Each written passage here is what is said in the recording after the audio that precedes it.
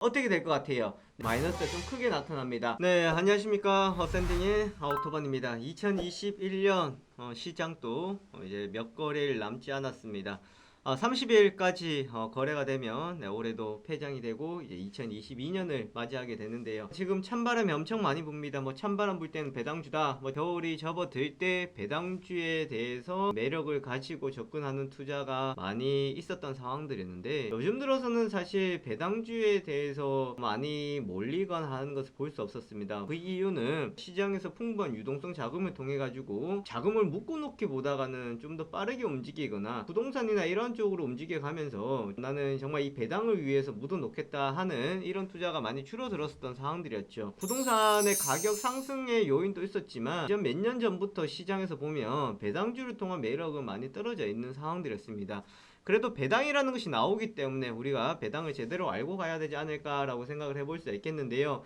지금 주식을 보유하고 계신 분들은 내가 지금 배당을 이거 받아야 되나 말아야 되나, 배당을 받을 수밖에 없는 경우가 많죠. 내가 만약에 물려있다 그러면 이거 그냥 배당 받는 거예요. 나는 배당을 받으려고 들어간 것이 아니라 물려가지고 있다 보니까 이 배당이 나왔네요 하는 경우가 많습니다. 뭐 연말이라 해서 내가 정리를 하는 것이 아니라 보유하고 있다 보니까 배당이 나온 거예요. 자, 올해 폐장일이 언제입니까? 30일이죠. 이 날이 기준일이 되는 겁니다. 락일이라는 것은 권리가 없어지는 날이거든요. 그럼 29일이 배당 락일이에요. 이 날은 배당을 받을 수 있는 권리가 없다라는 겁니다. 즉 내일 28일까지 매수를 해 놓으시면 29일날 매도를 해도 배당을 받을 수 있다라는 겁니다. 하루 만에 배당을 받을 수 있나요? 네, 맞습니다. 하루만 보유하고 계셔도 배당을 받을 수 있어요. 저도 사실 예전에 배당을 1년 동안 가지고 있어야 되는 줄 알았습니다. 28일날 매수를 해가지고 29일날 만약에 매도를 한다 그러면 배당을 받을 수 있고, 보유하고 계셔도 배당을 받을 수 있습니다. 얼마나 오래 기간 동안 주식을 보유했느냐가 중요한 것이 아니라 그 기준일에 주식을 보유하고 있느냐 없느냐 중요하다. 다만 고배당 관련주 같은 경우에는요, 그거 알고 계셔야 돼요.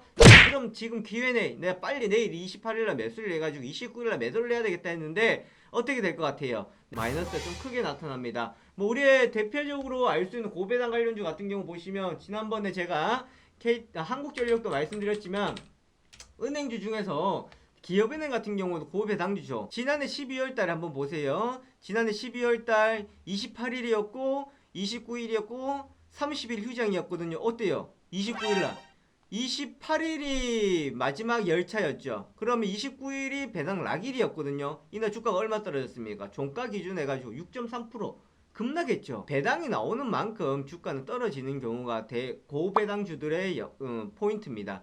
그렇기 때문에 이날 떨어지고 회복되는데, 제가 지난번 말씀드렸죠. 한 3개월 정도.